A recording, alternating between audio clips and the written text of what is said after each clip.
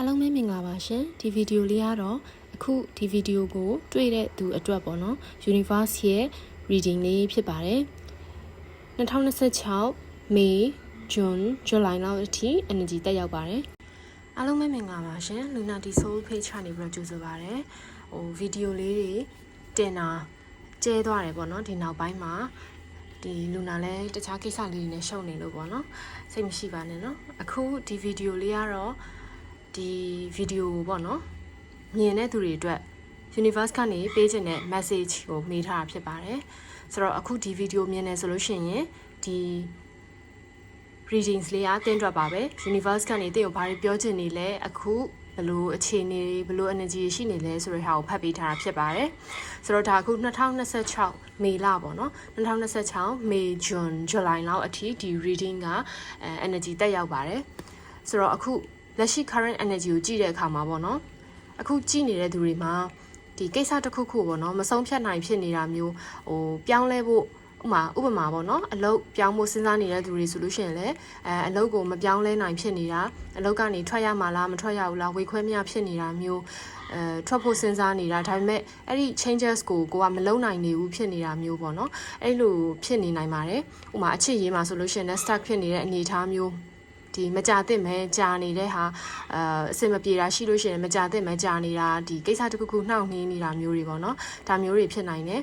ဒီ Knight of Pentacles Reverse အရာကကြတော့အထူးသဖြင့်ကိစ္စတွေကကြန့်ကြာတာပေါ့နော်ကိုယ့်အတွက်အကျိုးမြတ်ရမယ့်ကိစ္စတွေရင်းနှီးမြှုပ်နှံမှုတွေငွေကြေးတစ်ပိုင်းဆိုင်ရာကိစ္စတွေမှာမကြန့်ကြာသင့်မဲကြန့်ကြာနေတာမျိုးပေါ့နော်အဖြေတစ်ခုမထွက်သေးပဲနဲ့stuck ဖြစ်နေတာမျိုးပေါ့နော်ဆိုတော့အဲ့ဒီ energy ကိုပြပါတယ်ဆိုတော့အခုလာမယ့်လအတွင်းပေါ့နော်အခုလနဲ့နောက်ထပ်တစ်လနှစ်လအတွင်းလာမယ့်လအတွင်းမှာဒီအခြေအနေကနည်းနည်းဖြည့်ရှင်းစရာကိစ္စလေးတွေရှိတယ်ကိုယ့်ရဲ့ဒီ power ကိုပေါ့နော်ကိုလုံနိုင်စွမ်းကိုအဆုံးစွန်ထုတ်သုံးလို့မရတဲ့အနေအထားမျိုးတွေကိုယ့်ရဲ့လုံပိုင်ခွင့်မဟုတ်ဘဲနဲ့ပေါ့နော်ကိုယ့်ရဲ့လုံနိုင်စွမ်းရဲ့ဘောင်ထဲကနေကြော်လွန်နေတာမျိုးတွေအဲ့လိုအခြေအနေမျိုးတွေလည်းဖြစ်နိုင်တယ်ပေါ့နော်အဲကြောင့်မလို့တခြားအကူအညီယူရတာမျိုးတခြားသူတွေစီကနေပြီးတော့အကူအညီယူရတာရှာဖွေရအကူအညီရှာဖွေရတာမျိုးတွေပေါ့နော်အဲ့ဒါမျိုးတွေဖြစ်နိုင်တယ်ဆိုတော့ကိုအကူအညီရနိုင်မဲ့သူတွေရှာပါ resources တွေရှာပါပေါ့နော်အကူအညီတောင်းပါပေါ့ကိုအကူအညီပေးနိုင်တဲ့သူရှိနေတယ်အဲ့လိုအကူအညီပေးနိုင်မဲ့သူကိုကိုယ့်ဘက်ကနေပြီးတော့ရှာဖွေပါပြောပါကိစ္စတွေကိုတိုင်ပင်ပါပေါ့နော်ကိုယ့်ရဲ့တခါတလေကြားလို့ရှိရင်ကို့မှာလုံနိုင်စွမ်းရှိပေမဲ့ကိုယ့်ရဲ့အရေးချင်းကိုပေါ့နော်အပြေးအဝထုတ်သုံးလို့မရတဲ့အနေအထားမျိုးတွေလှုပ်ချင်နိုင်လို့မရတဲ့အနေအထားမျိုးတွေရှိနေတတ်တယ်ပေါ့နော်အဲ့လိုအခြေအနေမျိုးမှာဆိုလို့ရှိရင်ကိုယ့်ထက် experience ရှိတဲ့သူဖြည့်ရှင်းနိုင်မဲ့သူငွေကြေးပိုင်းအပြင်တော့၎င်းဒီလောက်ပိုင်ခွင့်ရတော့၎င်းပို့ပြီးတော့လုံနိုင်တဲ့သူကိုအကူအညီတောင်းတာမျိုးอ่ะပို့ပြီးတော့ကိုယ့်အတွက်အဆင်ပြေစေတယ်ပေါ့နော်ဆိုတော့အဲ့ဒါလေးတွေ့ရတယ်အချစ်ရေးမှာဆိုလို့ရှိရင်လည်းဒါပေမဲ့ဒီ reading မှာတွေ့ရတာကလေအချစ်ရေးနဲ့ပတ်သက်ပြီးတော့တိတ်မတွေ့ရဘဲနဲ့အလုပ်အကိုင်တို့ငွေရေးကြေးရေးတို့ကိုယ့်ရဲ့လူမှုရေးပိုင်းဆိုင်ရာအလုပ်နဲ့ပတ်သက်တဲ့ဟာတွေပေါ့နော်အဲ့လိုအပိုင်းတွေကိုပို့ပြီးတော့ဒီကတ်တွေကပေါ်ပြနေတယ်ပေါ့နော်ဆိုတော့အချစ်ရေးနဲ့ပတ်သက်ပြီးတော့သိချင်တယ်ဆိုလို့ရှိရင်တော့အချစ်ရေးမှာလည်းအဲ့လိုပဲ